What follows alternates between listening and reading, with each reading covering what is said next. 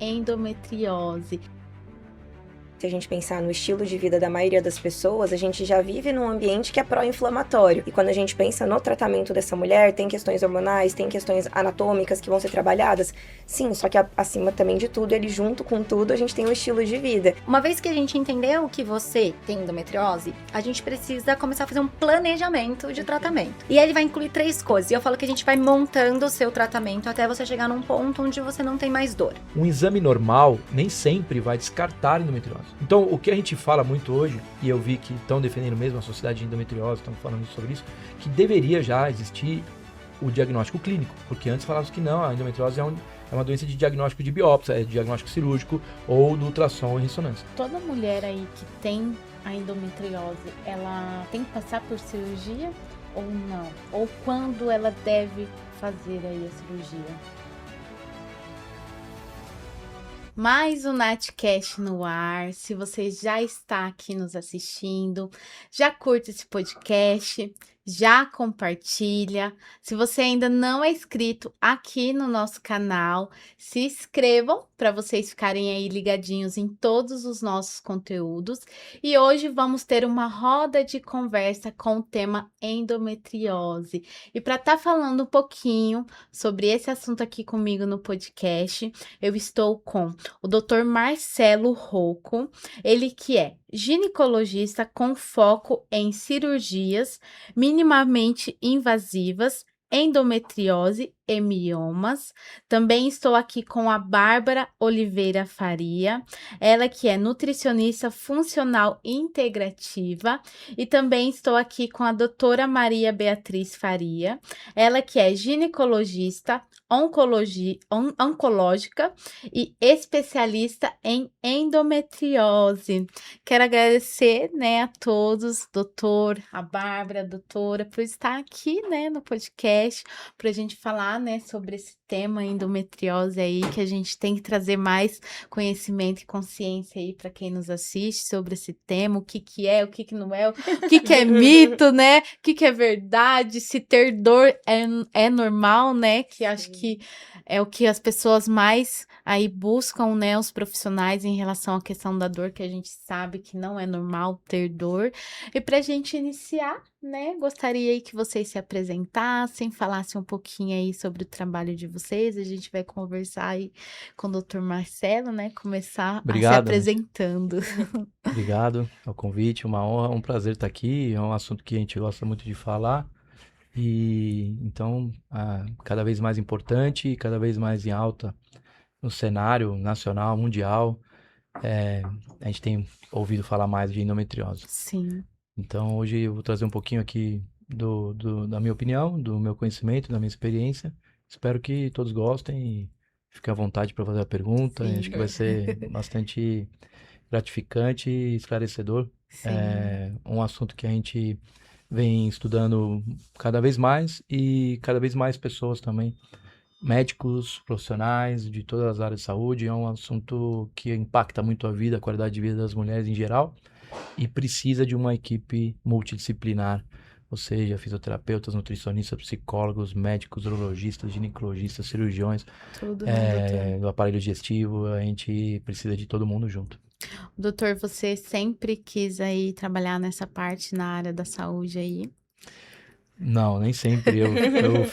Antigamente não existia mentoria, eu com 18 anos eu não queria ser engenheiro. Não queria ser engenheiro, fiz colégio técnico, não sabia que eu ia fazer medicina. E fui fazer um curso de... Curso técnico. Não é um curso técnico, era tipo um aconselhamento profissional de 3 dias para saber qual a sua profissão, né? Tinha um nome, não é o psicotécnico, é para você escolher a profissão. E aí deu para biomédicas, e aí medicina, fisioterapia, e aí eu falei, não, medicina não, por que não? Porque, pô, é muito concorrido, muito difícil e tal, o meu colégio não foi para isso e tal. Não, mas acho que o seu perfil tá bom, vou ter que encarar. Mas aí fui pro cursinho e fomos fazer medicina. Também não sabia qual área eu ia seguir. Aí dentro da medicina eu achava que ia fazer grandes cirurgias longas e na verdade, durante a faculdade eu me identifiquei mais com áreas clínico-cirúrgicas, porque poderia ter consultório e cirurgia. Não só clínica, onde eu não poderia fazer cirurgia, E eu acho que não tinha também uma profissão que eu ia fazer só cirurgia, não existe, né? Então exige consultório com cirurgia. Sim. E aí eu falei, uma dessas aí, e aí foi pra ginecologia. A ginecologia eu escolhi porque me parecia uma área bastante relevante, porque afinal você era o médico de 50% da população, né? Então, o médico especialista em mulheres e tinha sempre muita possibilidade de consulta, de consultório, porque as mulheres em geral são mais saudáveis, ela precisa de um exame de rotina, de um médico que faz a rotina dela, isso a gente aprendeu, e ao parto, né? As mulheres engravidam, principalmente as mais saudáveis, e você teria um acompanhamento pré-natal, ou seja, só aí com mulheres saudáveis eu já teria bastante trabalho e já teria bastante para se dedicar. E aí dentro da residência eu fui, aí, por uma outra coincidência, caí na área mais da ginecologia. A gente falou, poxa, eu tenho que escolher uma Uma sua área, né? especialidade, então você caminha aqui, que você mais gostou. E aí eu ia escolher infertilidade. E a infertilidade era um campo que não me agradava tanto, então eu não estava seguro ainda. Por causa de outras coisas, e um professor já falecido, um pioneiro lá na Santa Casa, o Dr. Nilson Donadil, ele me falou um dia lá durante o trato que tem um professor nosso que era muito bom, que ia ser o chefe da laparoscopia. E aí eu falei, pronto, então agora tá decidido, eu vou fazer laparoscopia. E ninguém queria, tava meio abandonada a área ali. As pessoas achavam chato montar todo o circo que envolve uma laparoscopia, né? As pessoas ainda estavam naquela época de fazer muita cirurgia aberta e tal. E eu me interessava, eu tinha já mais interesse pela laparoscopia e fui. E na laparoscopia o principal foco é a endometriose, Sim. porque é uma doença que começou a melhorar muito o tratamento com a cirurgia, justamente porque a visão da laparoscopia, já mesmo nos anos 2000 ali, já era 10 vezes aumentada. A luz que usa na laparoscopia já melhorava muito a visão do cirurgião nos pontos, detalhes que precisam para essa doença. Na cirurgia aberta, eu falo normalmente, uma paciente minha fala, não, eu vou me operar aberto, endometriose. Nunca faça isso. Não existe como operar aberto, né? Endometriose aberta. Você tem lesões que hoje, na vídeo, a gente fala que são pequenas e o pessoal já não valoriza. Imagina a cirurgia aberta, que você não vê nada e sangra muito. Então a laparoscopia, para mim, graças a Deus, eu fui para esse lado e endometriose, tudo, eu sou muito grato o caminho que me levou aí, os profissionais, belos professores que eu tive na Santa Casa, o Dr. Paulo Erosa, então muitos que estão até hoje aí na ponta aí, e a gente aprende toda hora, como todo médico, segue aprendendo, mas a cirurgia é muito bonita realmente. Você operar sem sangue, né? Sem sangramento, vendo vasos antes de cortar, vendo nervos, vendo a anatomia bonita que é, e podendo tirar, remover com a mão, literalmente, as lesões, os nódulos e o resultado, colher um resultado maravilhoso, que é o resultado depois de uma cirurgia, um tratamento cirúrgico. Quando ele consegue ser ótimo, bem feito, que você remove mesmo toda a doença, a paciente sempre vai ter, de todos os médicos que conhecem esse resultado. O resultado acaba sendo muito superior ao resultado do tratamento com hormônio, você não tem todas os inconvenientes de usar hormônio por longo prazo, medo, sintomas. A cirurgia hoje é muito segura, a anestesia é segura, os hospitais são bons, a equipe treinada, 15, 20 anos de experiência, então os resultados é o custo-benefício, né, que eu falo, como tudo, você tem um custo que é o risco baixo e o benefício muito grande, então é um procedimento muito, muito bem indicado e muito bem-vindo. Legal. E você, Bárbara, se apresente aí para o pessoal de casa, fale um pouquinho de você, um pouquinho do seu trabalho. Então, eu sou nutricionista, trabalho hoje com a linha da nutrição funcional integrativa, mas inicialmente minha primeira especialização foi na área oncológica, trabalhei durante alguns anos dentro de hospital, e quando eu saí do hospital eu falei, bom, vou mudar de perfil, né, a nutrição funcional era algo que sempre brilhou muito os meus olhos, eu falei, vou seguir muito para essa área, que é uma área que eu atendo bastante mulher, conseguiria, não de mulher inicialmente não era tão nichado, mas um público maior de consultório realmente. E nessa trajetória de transição do hospital para o consultório, eu descobri que eu tinha endometriose, porque até então foi bem por acaso, não tinha sintomas que eu identificava como os clássicos da endometriose. E nesse processo eu já fui estudando, já me aperfeiçoando, entendendo o que era endometriose, o que eu poderia fazer dentro do meu estilo de vida para ter um prognóstico, um caminho diferente do que muitas vezes a gente encontrava na literatura, né? E quando eu comecei no consultório, logo no início eu me conectei com a doutora Beatriz, que já estava atendendo esse público de pacientes com endometriose. E eu comecei a cada vez mais captar esse tipo de paciente. Eu acho que hoje, isso que a gente está fazendo aqui nesse podcast, que é voltado sobre endometriose, eu acredito muito que conhecimento pode mudar a trajetória de muitas mulheres, principalmente as que têm um diagnóstico de endometriose. Eu acho até que toda a evolução que a gente tem tido no tratamento, políticas públicas, o quanto que hoje a endometriose é falada, é porque muita gente está falando, está colocando a boca no microfone realmente para poder falar sobre isso. Sim. Eu acho que é bacana, porque quanto mais informação essa mulher tiver, se ela tá num processo de investigação, essa informação chega até ela, ela entende, igual a gente falou, que não é normal ter dor, não é normal diversos sintomas que hoje a gente normaliza dentro de uma sociedade que tá doente, a gente começa já a abrir os olhos e ver de uma outra forma. Então, meio que foi esse meu caminho. Hoje eu trabalho 90% com pacientes mulheres com endometriose, realmente a gente tá nessa jornada. Sim, você sempre quis também trabalhar nessa parte aí na área da nutrição, na área da saúde da mulher. Então, na verdade, a área da saúde da mulher, ela veio surgindo no caminho. Inicialmente era muito voltado para a parte oncológica, que brilha meus olhos, ainda tendo esse perfil de pacientes, mas hoje dentro do consultório eu entendi que tem um público muito maior que eu posso atender, que aí eu posso entregar meu trabalho, elas podem se beneficiar disso. Então, hoje acabei migrando 100% para a área de saúde da mulher, mas nem sempre foi assim, foi algo que naturalmente foi fluindo Foi com essa fluindo. transição de carreira, é. Legal. E você, doutora, se apresente aí para o pessoal de casa, né? Fale um pouquinho de você, um pouquinho do seu trabalho também. Bom, eu sou a doutora Maria Beatriz, eu sou médica ginecologista. Eu, no começo na faculdade, eu fiz na USP, e lá a gente tem uma clínica cirúrgica muito forte, então eu sempre quis fazer cirurgia, gostava muito dessa área, mas algumas dificuldades no sonho de ser mãe, da minha vida como eu queria que fosse, eu acabei indo para ginecologia e obstetrícia por entender que ia ser uma vida mais fácil e ainda teria cirurgia. Mas aí eu não consegui fugir muito, acabei indo para oncologia ginecológica, que é dentro da ginecologia e da obstetrícia, as cirurgias mais complexas. E aí foi muito bom, fiz uma formação muito sólida. E aí eu falo que a endometriose e as pacientes que foram me achando pela cirurgia de endometriose ser uma cirurgia complexa, acabava sendo indicado muitas pacientes para mim para fazer uma cirurgia. Como eu tinha uma formação um pouco mais sólida da parte de anatomia e de complexidade cirúrgica, eu ia atendendo essas pacientes e começou a me incomodar. O volume foi muito grande e começou a me incomodar o fato de que elas melhoram muito com cirurgia, mas elas não melhoram completamente. Ou se melhoram completamente, elas não... Isso volta depois de algum tempo, se a gente não faz nada. Isso começou a me inquietar. Aí eu falei, ok, não basta... Aí, primeiro eu fui revendo tudo que eu fazia de cirurgia, né? Fui falar com o pessoal da endometriose, falei, olha, acho que eu não tô operando direito, eu acho que dá pra fazer melhor. E a resposta era sempre a mesma. Não, tá muito bom, parabéns, que lindo que você fez. Falei, nossa, obrigada, mas é que a paciente tá com cólica, né? A gente tem essa questão pra resolver. E aí eu resolvi estudar mais e me dedicar mais à endometriose. E hoje, apesar de também atender bastante caso de oncologia, tem muito mais casos de endometriose, eu acho que até pela prevalência da doença e pela cronicidade da doença, né? É uma doença que você não... O câncer, de uma certa maneira, você perde ou ganha. E depois você acompanha. A endometriose você controla. Então, acaba tendo um volume de pacientes muito grande. E hoje eu sou muito mais envolvida com esse mundo, porque tem muito pra gente descobrir ainda. Tem muito para as pacientes saberem. E é para isso que a gente tá aqui. Mas tem muito para a própria ciência descobrir. Então, eu acho isso bem apaixonante. É verdade. É muito mais misterioso do que o câncer. Já.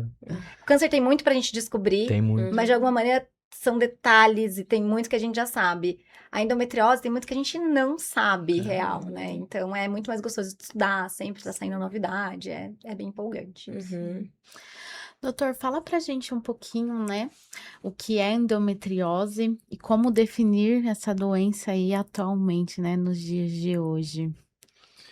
É uma pergunta um pouquinho ampla, né? Mas eu vou tentar resumir pelo que tem aí de mais atual. A gente fala que a endometriose é uma doença já sistêmica, inflamatória, não é mais uma doença da cólica, não é uma doença do útero, né? Então eu falava, é uma doença benigna, pélvica, inflamatória, crônica das mulheres. E curiosidade, eu já vi relatos aí de artigos que identificou também em homens, raríssimos casos que foi identificado em homem. E eu fui ver agora depois de mais de 15 anos trabalhando, eu vi, acho que faz 2 anos, nem isso, que foi identificado já em homens também. Então, por isso, o que a doutora Beatriz falou, Tem muito para identificar ainda, para estudar, porque nem a causa em si ainda foi totalmente estabelecida. Mas também, às vezes, nem do câncer, né? De muitas vezes, falar, uma herança genética. Mas e a epigenética? Que a epigenética é o que o indivíduo, cada um, pode fazer da sua genética com os hábitos e ambiente que vive. Então, eu acredito muito mais nisso hoje, da epigenética. Você consegue transformar, então, a genética. Por isso que 2 irmãos gêmeos podem ter totalmente destinos diferentes, né? Apesar de ter a genética muito parecida. Então, a endometriose hoje, ela está definida assim, uma doença inflamatória pélvica, crônica, caracterizada pela presença de células parecidas com a do endométrio. Então já não se fala mais que é o tecido endometrial, pois ele não vê totalmente uma semelhança idêntica e também não reage muitas vezes da mesma maneira que o tecido endometrial, que é aquele que reveste a cavidade uterina, o útero por dentro, né? E essa presença de células foi encontrada em tecidos na pelve. Então, por definição, são esse tipo de célula ectópica, então fora do útero, localizado na pelve. Mas pode estar principalmente nos ovários, no peritônio, que é o tecido que reveste toda a cavidade, nos intestinos, é muito comum, na bexiga, nos ureteres, em várias partes, mas também foi encontrado no diafragma, no pulmão, olho, cérebro. Então, assim, aí tem as teorias, né, que é a disseminação hematogênica, embriológica, celômica, e a primeira delas que é a menstruação retrógrada. Eu tenho visto, né, os médicos discutem, brigam, né, de uma boa maneira até hoje pelas causas. Então até hoje a de Sampson não foi descartada. Tem gente que já fala que foi descartada, mas na verdade não foi. Não devo para descartar totalmente. Assim como nenhuma delas, as outras mais recentes, né, tem muita teoria defendendo, mas também não pôde confirmá-la como Sim. a principal ou muito menos a única. Então, de origem desconhecida, mas que tem um quadro clínico já hoje muito conhecido, o mais comum, quadro de dor pélvica crônica, dor na relação, sintomas intestinais e urinários e infertilidade. Então vem fadiga, vem um monte de coisa consequente disso. E mais do que isso, o tratamento já melhorou muito. Então você consegue melhorar a qualidade de vida da paciente porque você tem hoje muitas ferramentas e uma equipe multidisciplinar experiente, treinada, buscando melhorias, né? Então, desde a nutrição até uma fisioterapia pélvica especializada, perineal, uma psicóloga, trabalhar a parte mental, espiritual de todo mundo, não só da paciente com endometriose, todo mundo precisa. Hoje o mundo caído, né? Ninguém mais acredita em nada mental, espiritual, é tudo ali na ponta da faca, o resultado, pagar a conta. Então, isso tudo ajuda. E a parte dos médicos, poxa, você tem lesão intestinal, a gente aprendeu, né, na formação que você não vai operar o intestino, você vai chamar um colega junto que tem experiência em endometriose, que é um cirurgião coloproctor. Então, eu vou chamar um uro quando precisar ter uma lesão maior de bexiga, de ureter, e assim por diante. Sim. Então, acho que a gente evoluiu bastante, mas ainda tem muito para estudar, para aprender. Ô, Bárbara, fala pra gente um pouquinho, né, também como que hoje a questão do estilo de vida aí pode influenciar, né, na evolução aí dos sintomas dessas pacientes com a endometriose. Como o doutor falou, né? É uma doença crônica. Então, é um cuidado pro restante da vida que essa mulher vai ter. E, além de tudo, é uma doença inflamatória. Hoje, se a gente pensar no estilo de vida da maioria das pessoas, a gente já vive num ambiente que é pró-inflamatório. Alimentação muito desequilibrada, sono de má qualidade, uma carga de trabalho, uma exaustão mental, um estresse muito grande. A gente fala tanto de um estresse mental quanto o estresse físico. Então, a gente tem várias questões que estão envolvidas nisso. E quando a gente pensa no tratamento dessa mulher, tem questões hormonais, tem questões anatômicas que vão ser trabalhadas. Sim, só que acima também de tudo, ele junto com tudo, a gente tem um estilo de vida. E é o que eu costumo falar, a gente trata a mulher, ela tá vivendo a vida dela, né? Então trata e a vida tá acontecendo. E o estilo de vida, ele entra como pilar disso, quando a gente pensa na nutrição, alimentação. É o que nutre esse corpo. Então, independente se a mulher ela tá fazendo uso de um bloqueio hormonal, ela vai ser submetida a uma cirurgia, tá, mas o que vai nutrir realmente esse corpo? O que vai ser substrato para ela? Fonte de energia, o que vai verdadeiramente ajudar ela ali na saúde intestinal dela? Quando a gente pensa no quesito hormonal, a gente não consegue olhar para isso sem olhar para a base de uma alimentação, sem olhar para a saúde intestinal dela. Então, quando a gente pensa nesses pilares de estilo de vida, eu sempre falo que são 4 principais pilares, né? Alimentação, exercício físico, todo mundo sabe o quanto o exercício é bom, e a gente vai bater aqui um pouco papo do quanto desse exercício também é positivo ou negativo, que hoje a gente também tem muitos extremos dentro da sociedade. Ou é muito ou é pouco, Exatamente. né? Ou é 8 ou 80, Os né? dois inflamam, É, né? exato. E é uma doença inflamatória, Exato. então essa é uma tensão. Uhum. Ou você vai fazer uma maratona, ou você vai ficar só em casa fazendo um exercício. A gente tem que encontrar mesmo ali um equilíbrio, mas isso faz parte do tratamento, não tem como a gente negligenciar isso.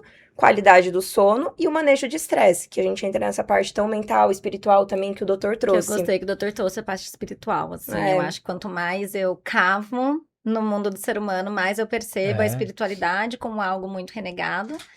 E algo que tá faltando e que ajuda não só na parte do bem-estar mental, a fé ou não a fé, mas na saúde física também. Sim, influencia, né?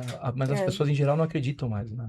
E se não tem. dissociou, né, ciência de espiritualidade em algum momento da Se história, for nunca sempre ciência, foi assim. não pode Ser ter. espiritualidade. E eu acho que talvez a gente esteja numa geração onde a gente pode começar a questionar isso, Sim, né? Será deve. que a gente não pode juntar essas coisas, né? E será que o nosso resultado não vai ser melhor?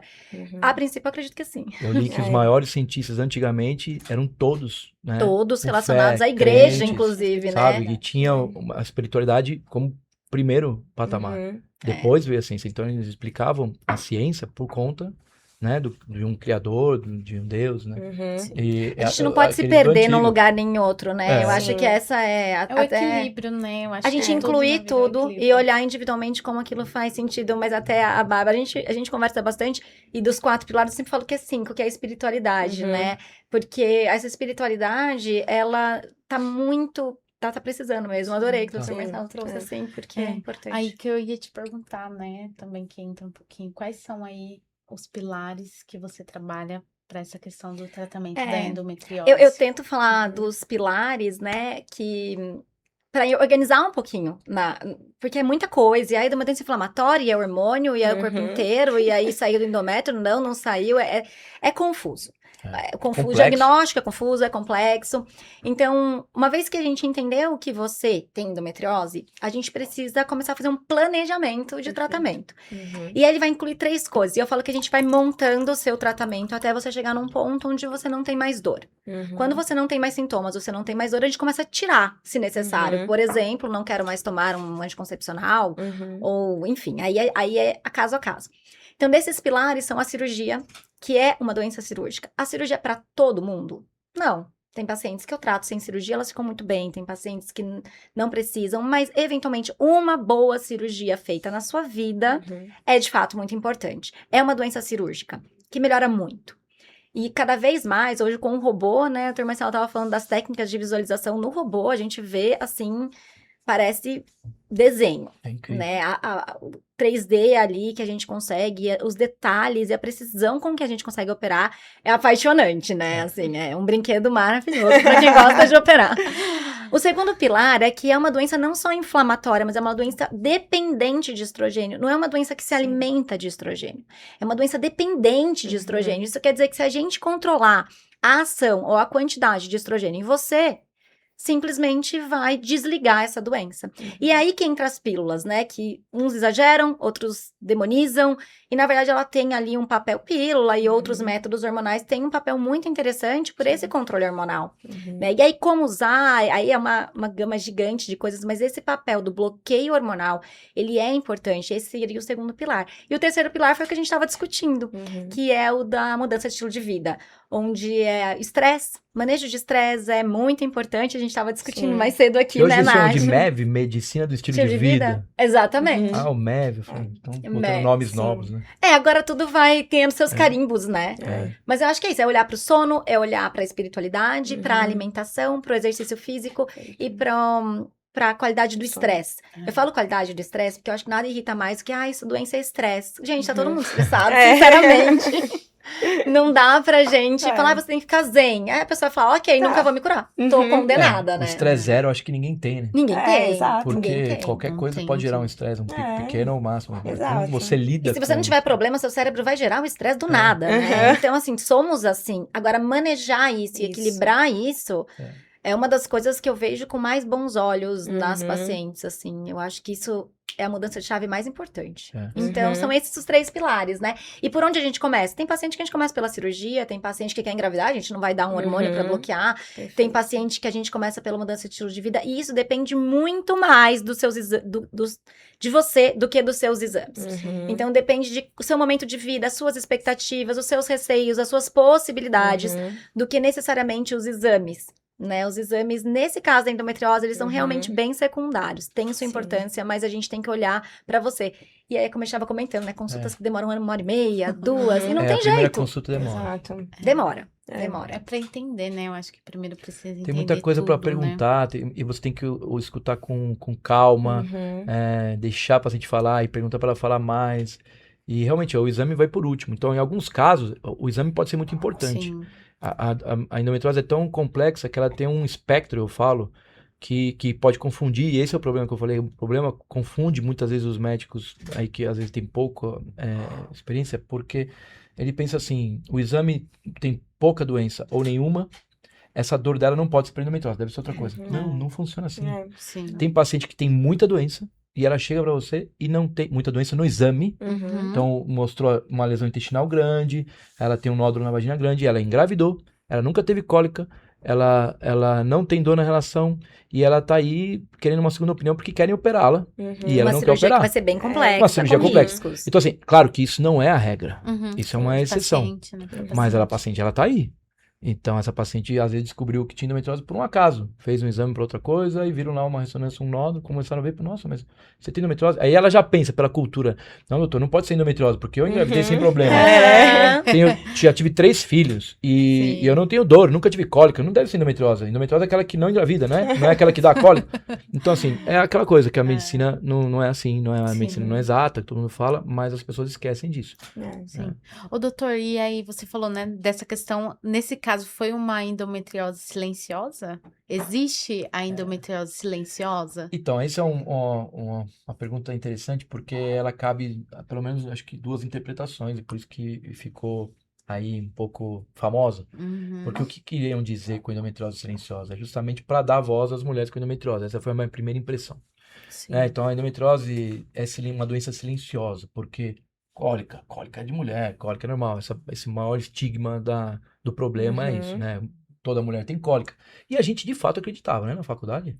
E eu acho que não tem uma mulher que não Que não ouviu que ter acredita. dor na cólica, Exato. cólica é normal. Mas aí eu pergunto para as Uhum. pacientes assim, e aí, você deve conhecer, hoje eu pergunto, na faculdade não, eu não aprendi a perguntar isso, eu aprendi por conta. Eu Uhum. pergunto, você deve ter amigas, primas, que nunca tiveram cólica, que não tem cólica, né? Aí elas falam, sim, tem várias. Uhum.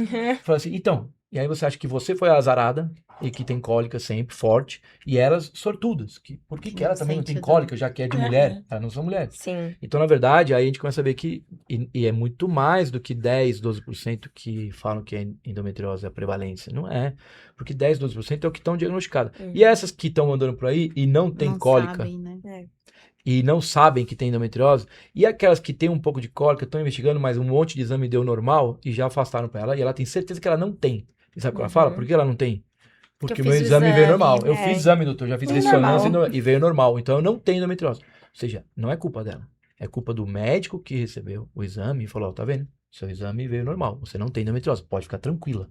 Isso não Então é o seu existe um exame para a pessoa fazer para saber se ela tem endometriose. Existem 2 exames, principalmente, Uhum. que é o ultrassom com preparo intestinal, que é um Aham. ultrassom, na verdade, normal, como outro qualquer transvaginal, mas ele deve ser feito apenas por médicos que têm muita experiência na doença, porque são lesões muito pequenas. Então, o que a gente Uhum. fala, lesão de 1,5 cm na endometriose é grande. E as pessoas vão achar que é pequeno. E realmente, para você ver uma lesão de 1,5 cm no meio do intestino, atrás da vagina, um lugar todo apertado, não é qualquer um que vê. É. Então a gente, como ginecologista, eu pelo menos não tenho, eu faço ultrassom muito simples, dá para ver alguma coisa muito grande. E mesmo alguns casos médicos experientes com 20, 30 anos de experiência não viram lesões que depois a gente viu na cirurgia. Uhum.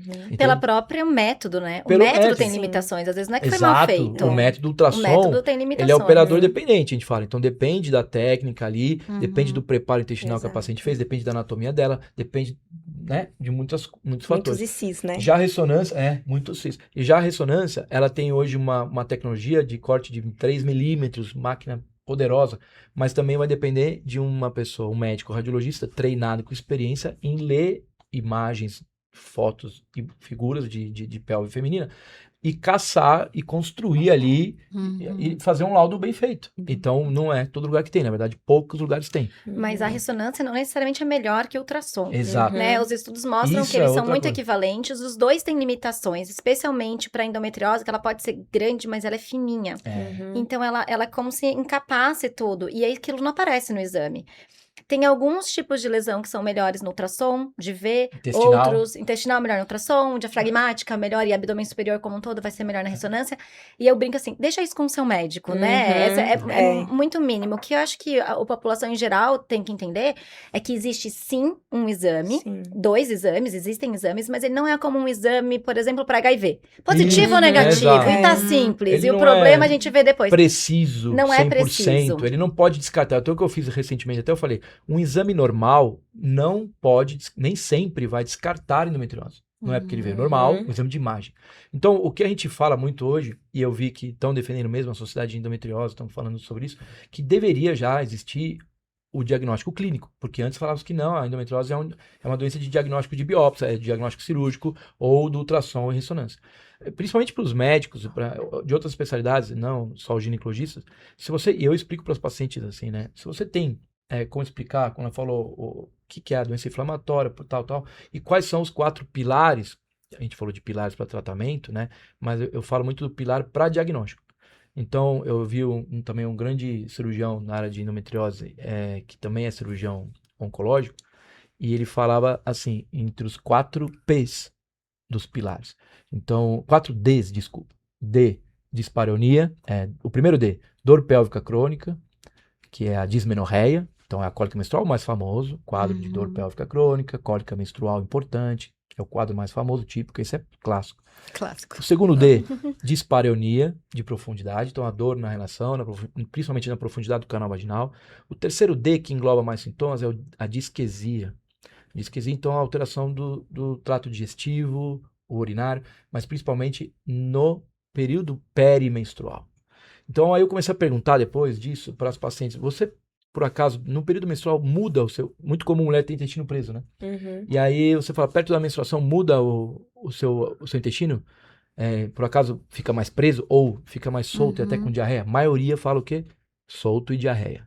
E ela achava que era normal. Ela falava, pelo menos na menstruação o meu intestino funciona melhor. Tudo tem a sua parte boa. Ela sofria, mas o intestino que era preso solta e muitas vezes com diarreia.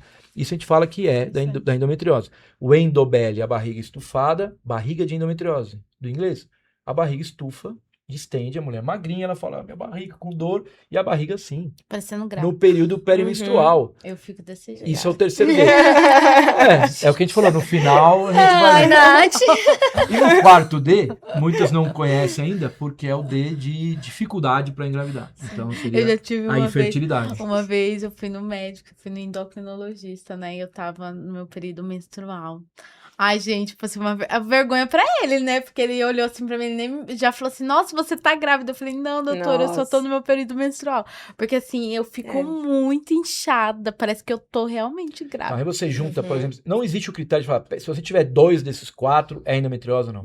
Mas aí você pega bom senso, você tem uma paciente na sua frente que tem 3, só não tem infertilidade. A maioria vai ter. Dor, cólica menstrual, você falou. Um dor ou incômodo na relação em algum momento da vida, algumas posições, já tem. Aí a disquesia, alteração intestinal, sintomas intestinais ou urinários na perimenstrual. Vontade de xixi toda hora, história de cistite com exame de urina normal. E pior que trata o antibiótico e melhora. Por quê? Porque não era bactéria, era inflamação. Por que é comum confundir dor da endometriose com infecção urinária? Porque os dois desencadeiam o processo inflamatório. A infecção gera inflamação, as pessoas confundem. O problema é médico confundir, né? Inflamação com infecção, mas inflamação não é bactéria, infecção é bactéria ou vírus e tal. O seu organismo responde à invasão de bactérias, à proliferação de bactérias com a inflamação, são as células de defesa. E o que tem também na endometriose? Inflamação. Na mesma região, ela fala, estou com infecção urinária. E não é só o sintoma da endometriose, às vezes, na região do ureter, dos nervos pélvicos, que controlam toda a bexiga, ou na própria bexiga mesmo, na pelve anterior daquela paciente. Então, você tem aí um quadro muito típico de sintomas urinários, perimenstrual principalmente, mas que todo mundo está achando que é infecção urinária a vida inteira e já era endometriose. Legal. Bárbara, fala um pouquinho pra gente, né? O que costuma aí diferenciar as pacientes que conseguem manter a doença mais controlada daquelas que têm piora frequentemente aí dos sintomas? É igual a gente falou, né? Como é uma doença inflamatória, tem diversas variáveis que vão interferir. Então a gente coloca ali a alimentação. Se é uma mulher que, tô viajando muito, um período que tá de muita viagem ou de férias, vai sair totalmente da sua alimentação, talvez você vai ter uma piora de sintomas ali naquele momento, porque a alimentação vai interferir nesse impacto de sintomas. Ou então, não tô dormindo tão bem, tô dando plantão noturno, trabalho em hospital, peguei muito noturno durante esse mês. Então é uma variável que a gente tem que também vai impactar, vai piorar essa inflamação durante aquele período, ela vai ter ali retorno dos sintomas. E eu acho que o que é mais prevalente, o que eu pego mais no consultório, que a gente estabeleceu aqui também na mesa, estresse e espiritualidade. Então a mulher, nossa, passei por um período de estresse, tô com uma carga muito pesada no meu trabalho, tô numa mudança de cargo, meus sintomas vão piorar, é batata, assim. Ela chega no consultório falando, Bárbara, tá tudo igual, a alimentação tá bonitinha, eu tô treinando, suplementação, eu tô dormindo bem. Tá, e o trabalho, como é que tá o restante da vida? Nossa, tá um caos, tô Passei perdida. uma raiva. Passei uma raiva esses dias que nem eu me progrediu aguentei. pior, né? Exatamente. Então, como a gente tem muitos fatores que podem influenciar por ser uma doença inflamatória, a gente tem essa dificuldade nesse controle, nesse sentido. E o estresse é o mais difícil da gente manejar, porque se você pudesse escolher estar estressada, obviamente que ninguém escolheria, né?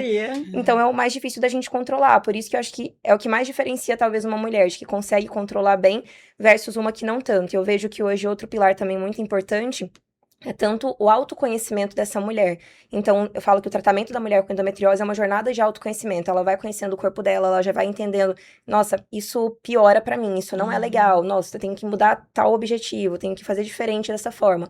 E quando ela começa a ter essa compreensão do que funciona pra ela e o que ela consegue sustentar, porque é uma doença crônica, ela vai ter que levar isso como estilo de vida, ela consegue realmente colocar isso na vida dela, é aquela mulher que ela fala, Bárbara, eu aprendi a controlar, já sei o que não me faz bem. Se fez mal, se viajei, fiquei um pouco mais distendida, estufada, senti um pouco mais de dor, já sei como manejar, eu sei o que funciona pra mim e no meu corpo. Então eu vejo que esse processo de autoconhecimento é um pilar também muito fundamental que diferencia muito uma da outra de conseguir sustentar esse tratamento de controlado, assim, vamos dizer, a longo prazo. Sim. Eu acho que isso é bem fundamental. E eu queria até complementar o que o doutor estava falando sobre a endometriose silenciosa, né? Muitas vezes as mulheres chegam pra mim, Bárbara, fiz todos os exames, tá tudo normal, mas assim, meu corpo tá falando que não tá, tem coisa errada comigo. E eu falo muito pra elas, a gente não vai tratar um papel, um resultado de exame, a gente trata seus sintomas, a gente trata o que você tá falando. Independente se você fez o melhor exame, o melhor preparo e não veio o que tem ali. Você tem todos os sintomas, a gente vai tratar em cima disso, é a redução da inflamação, é melhorar essa saúde intestinal, então a gente não vai fugir disso. Eu acho que isso é algo muito importante que as mulheres elas vão adquirindo também junto do acompanhamento, porque normalmente é uma mulher que passa com diversos médicos, diversos profissionais. Às vezes até se confunde, né? Exato. Ela vem numa esteira já ali de assim, nossa, Bárbara, já passei com 5 nutris, 5 ginecologistas, já passei com um monte de gente. E assim, tô fazendo tudo certo, mas parece que não tá dando. Porque é uma doença complexa, não dá pra gente resumir o tratamento a simplesmente bloquear a menstruação ou fazer uma cirurgia. O tratamento também vai ser complexo pra uma doença que é tão complexa. Então a gente tem que olhar um pouco fora da caixinha. E na área da saúde a gente não tem verdade absoluta, né? Hoje pode ser que algo seja uma verdade, vem novos estudos e mudam isso. Pra cada pessoa pode ser que funcione pra mim, mas não funcione pra você. Então é muito individual também o tratamento. E eu vejo que nesse autocontrole dessa doença, controlar os sintomas, essa individualidade é a base do tratamento. A mulher se conhecer, o profissional que está acompanhando ela também vai entendendo como é que aquele corpo funciona, entre aspas, mas vai sabendo direcionar da melhor forma possível. Sim. Deixa eu só complementar, desculpa, a tia Bárbara falou uma coisa, acho que eu não consegui concluir. A endometriose silenciosa, a pergunta, então eu falava assim, não é uma doença silenciosa, porque a grande maioria tem muitos sintomas, está sofrendo bastante há décadas, e o que está silencioso é o entorno, é o feedback que ela gostaria que não tivesse. Então, o exame que não vê normal, o médico que desvaloriza, o gaslighting, como fala em inglês e tudo mais. Existe a mulher com endometriose que não tem sintoma nem dor, mas isso é raro. Então, não dá para você se basear pela minoria. Sim. Né? Então, assim, a maioria das mulheres que tem endometriose, ela não é uma doença silenciosa. Ela vai, sim, ter um É que sofrimento. normalizou, né? Isso. Exato. Então, assim, já era do passado, a mulher é assim mesmo, ela pode sofrer, porque ela também está em casa, ela não trabalhava, ela é normal ter cólica menstrual, todas têm, menstrua todo mês, isso é da natureza, tá vendo? Ela tem cólica só quando menstrua, mas é só 4 dias. Depois passa realmente, a maior parte delas, né? Mas então, é silenciosa? Não. Porque é muito raro uma mulher com endometriose não ter sintomas. E acho que o que chamou a atenção a campanha da endometriose silenciosa era justamente para dizer isso. Não é, na minha opinião. Então, não é silenciosa.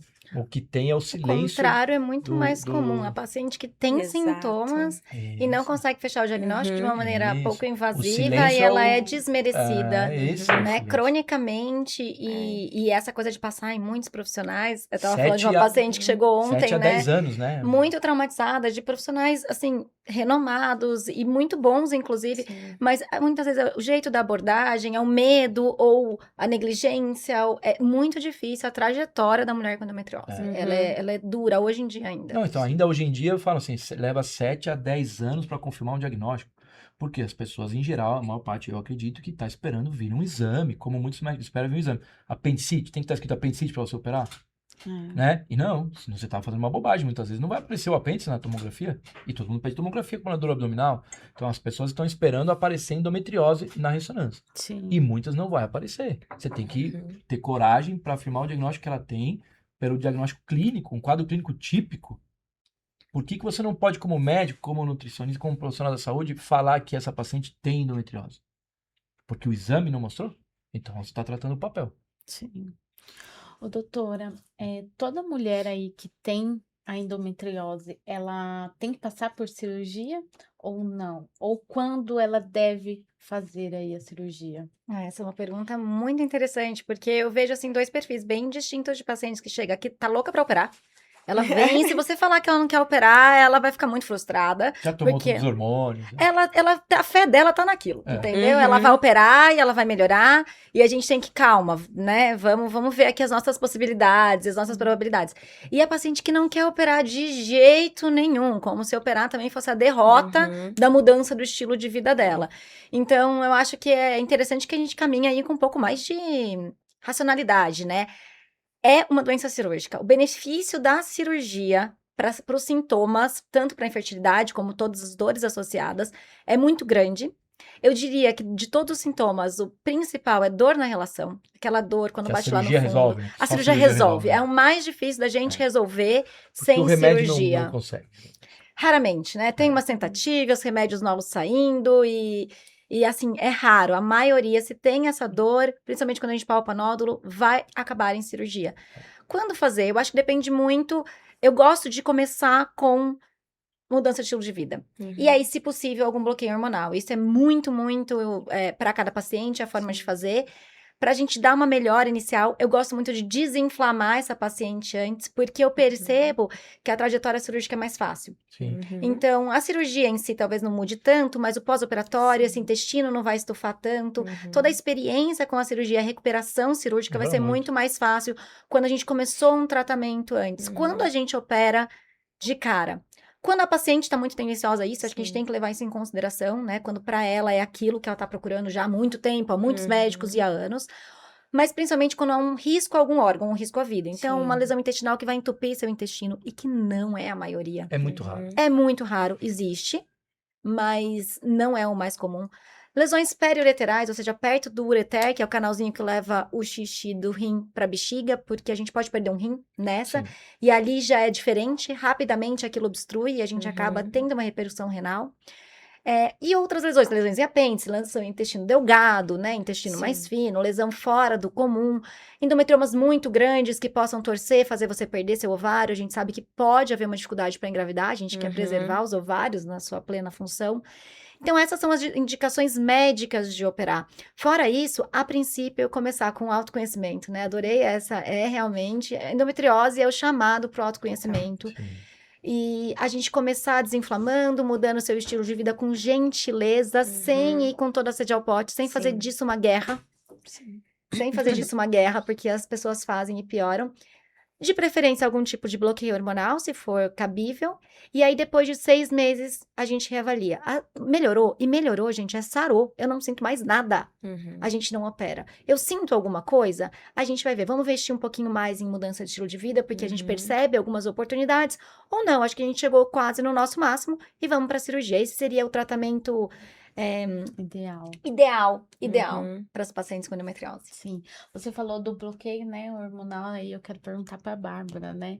Aí, como que você conduz essa paciente que às vezes ela fala que não quer trabalhar, né, esse bloqueio aí por às vezes Uhum. questões de querer engravidar? Como que funciona isso, Bárbara? Quando a gente tem o bloqueio hormonal, meio que a gente tá trabalhando com um recurso a mais. Então, a gente Uhum. tem algo ali que tá ajudando a conter todo esse estímulo hormonal. E quando a paciente, seja por uma preferência, ou então fez uso, teve muitos efeitos colaterais, aí coloca ali na balança junto com a ginecologista de, tá, tô tendo muito efeito colateral, vou tentar aqui só no estilo de vida, como que a gente vai se preparar pra esse momento? Tem que ter, eu trago muita paciente pra responsabilidade no tratamento, ela vai ter responsabilidade em qualquer que for a escolha do tratamento, mas eu acho que quando ela escolhe em não ter o bloqueio hormonal, ou então não vou fazer uma cirurgia, mesmo tendo medicação, quero sustentar isso pelo estilo de vida, ela tem que entender que tem um papel muito ativo dentro do tratamento. Que eu falo, a gente pode dar aqui todos os recursos e orientações possíveis, mas quem vai fazer isso no estilo de vida, colocar em prática, é a paciente realmente. E a gente entra realmente com a alimentação, uma suplementação bem orientada, difíceis os casos que a gente não entra com uma suplementação, é uma doença inflamatória, a gente vai ter uma demanda aumentada e pela alimentação, hoje em dia a gente não consegue o que a gente precisa ofertar. Exercício físico, essa qualidade do sono, manejo de estresse. E quando a gente olha muito pensando em melhorar esse perfil hormonal, a gente começa a conversar diretamente com a parte intestinal. A gente tem um papel muito importante, por vezes essa mulher ela vai ter um desequilíbrio intestinal, uma desbiose, uma barriga mais estufada, distendida, uma alteração intestinal, fico muito constipado, então tem muito episódio de diarreia. E a gente tem que entender o quanto que o nosso intestino ele não é só digestão e absorção, mas também parte hormonal, também metabolismo. Sim. E quando a gente pensa em controlar essa doença somente com o estilo de vida, a gente vai ter que melhorar essa saúde intestinal como base, com certeza. Sim.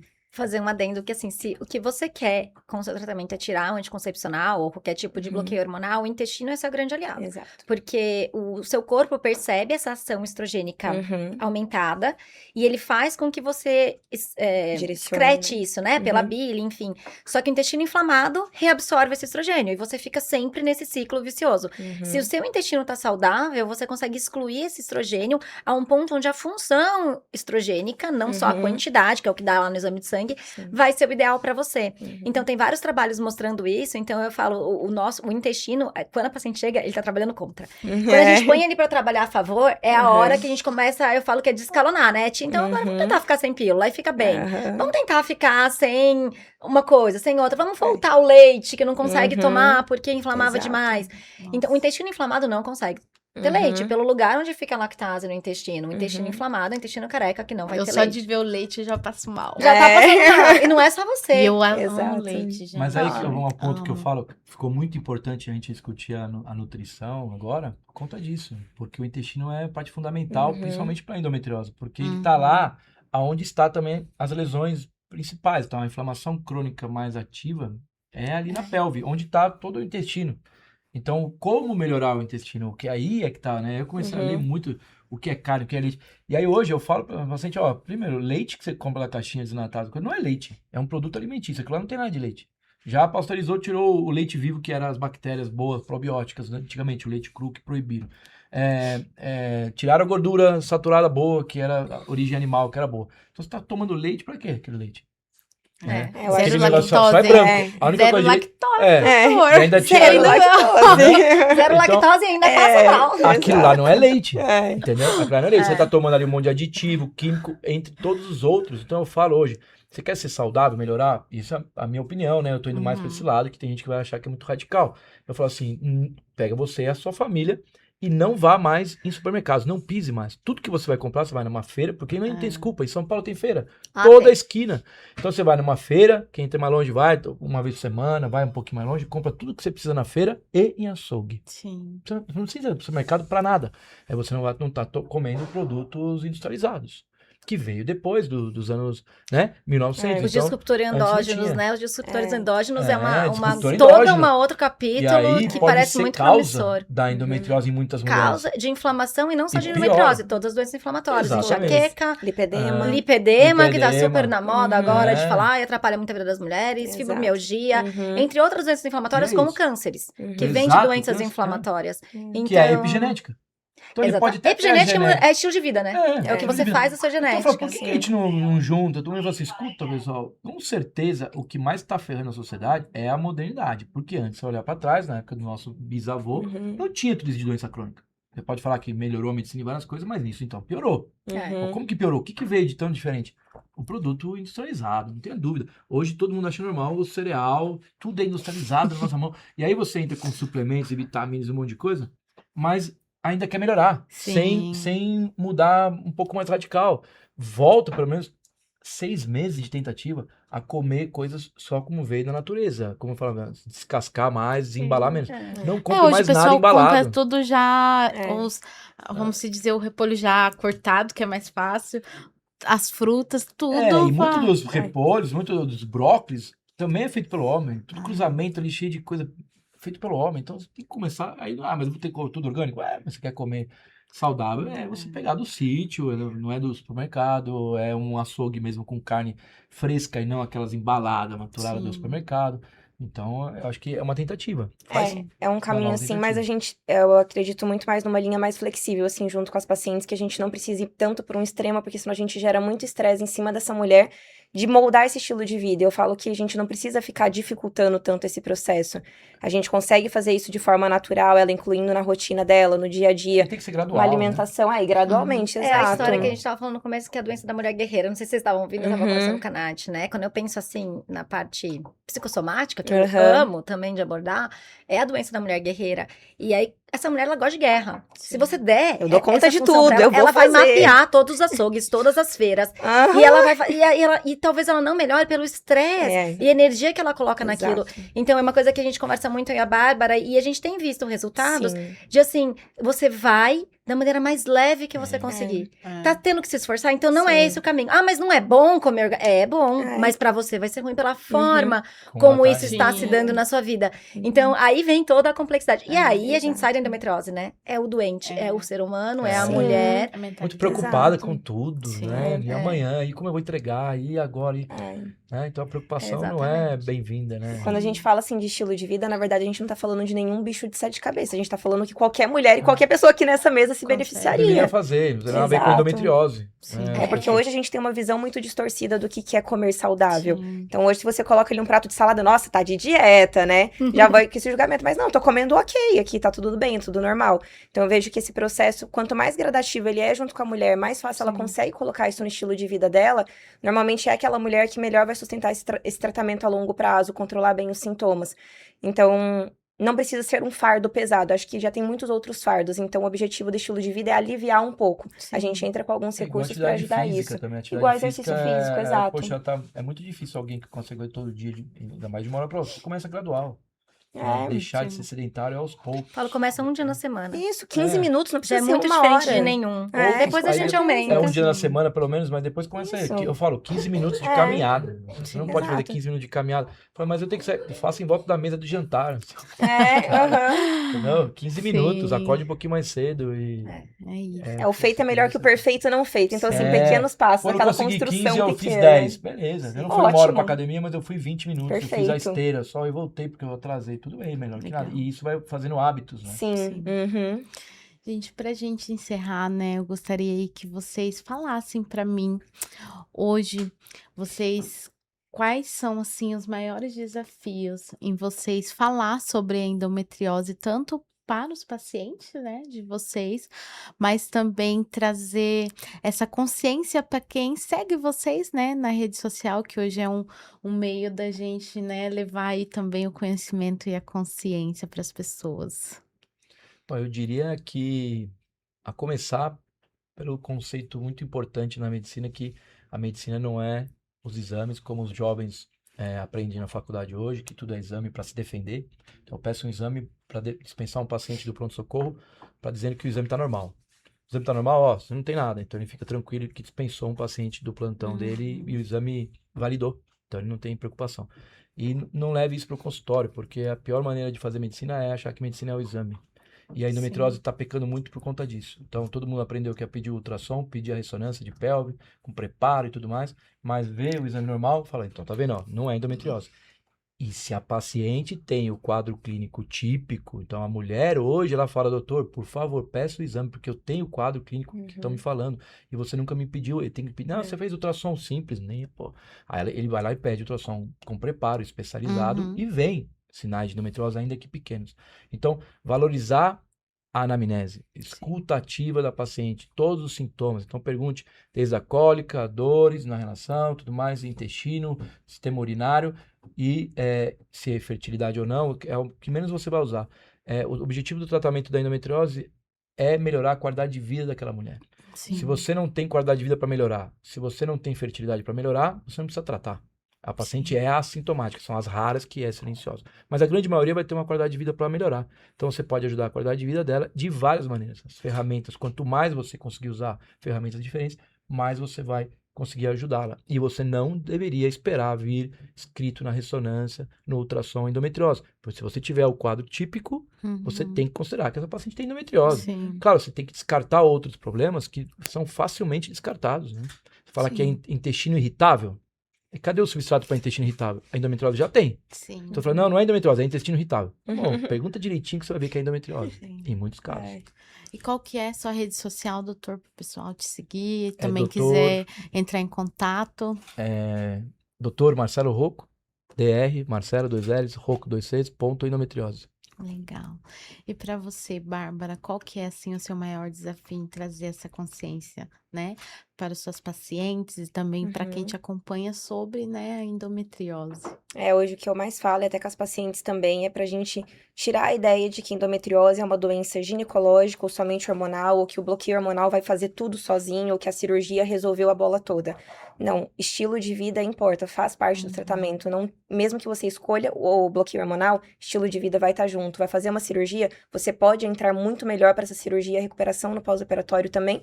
E é uma doença crônica, é um cuidado pro resto da vida. Sim. E eu acho que o principal, quando a gente pensa nesse estilo de vida, não é nenhum bicho de 7 cabeças, é algo normal que nós estamos falando. É uma alimentação legal, um exercício físico, uma qualidade do sono, não é uma coisa extraterrestre que não vai ser impossível de ser realizada. Eu acho que isso é o principal e reforçando o que o doutor falou, né? Não é porque todos os seus exames vieram normais, mas que você tem todos os sintomas que realmente está tudo normal. Não é normal você ter um desconforto, se sentir mal de alguma forma. Tem que investigar e pode ser melhorado. Sim. Acho que é o principal. Qual que é a sua rede, Bárbara? Tem tanto o Instagram quanto o TikTok, Bárbara Faria Nutri. Obrigada. Doutora, também deixa aí, né, o seu desafio hoje de trazer essa consciência aí para suas pacientes e também para quem te acompanha. Eu acho que, pra mim, o que eu mais vejo é parar de procurar a pílula mágica, a solução mágica e tentar controlar o tratamento. Eu acho que isso faz com que você pule de médico em médico, de sistema em sistema, porque você quer uma solução muito que te agrade e para amanhã. Infelizmente, dentro da endometriose, a gente não tem essa realidade. Mas o tratamento ele é maravilhoso, a vida muda completamente em pouco tempo. Então, é se abrir mais ao processo do tratamento. E não ter tanto medo das coisas, né, da cirurgia. Eu recebo muitos pacientes com muito medo de operar, com muito medo de usar pílula, porque vem muita coisa na internet, e hoje na internet tem de tudo, né, então a gente acaba ficando num pânico de coisas que não, um tratamento bem feito vai cursar muitas vezes com bloqueio hormonal, não sempre, cirurgia também não sempre, mas isso é o comum e você vai melhorar. Então se abrir realmente para entender que o que tiver que fazer tem que ser feito, mas a gente não precisa querer tudo com tanta pressa, porque essa pressa atrasa, na minha opinião. Qual que é a sua rede, doutora? É doutora DRA. Beatriz Faria. Obrigada, eu quero agradecer, né, todos vocês, doutora, Bárbara, doutora, Obrigada a você, Nath. por estarem aqui, né, nessa roda, por falar sobre esse tema que é muito importante, né, Muito a obrigado. gente Foi trazer aí um prazer mais estar aqui. conhecimento e consciência, e eu saí com umas pulguinhas na orelha, falei, Sabia que ia ser Vai o sair com final do pedido de podcast. exame daqui. Então, eu quero agradecer, né, todos vocês por estarem aqui, né, por trazer, né, esse tema aí também para levar para mais pessoas, mais mulheres aí. Obrigada pelo convite, Nath. Obrigado pelo Adorei estar convite, aqui. Nath. Foi um prazer Nath. conversar e Foi esclarecer ótimo. dúvidas e aprender também. Sim. Ver que já tem muita gente já conectada e com um bom tratamento Sim, e conhecimento. eu que agradeço. Tchau, tchau. E se você chegou até o final deste episódio e ainda não curtiu, deixa aqui a sua curtida, deixe o seu comentário que vocês acharam do podcast de hoje. Se você ainda não compartilhou esse episódio, compartilha. Se você ainda não é inscrito aqui no nosso canal, se inscrevam e eu espero vocês no próximo Nathcast.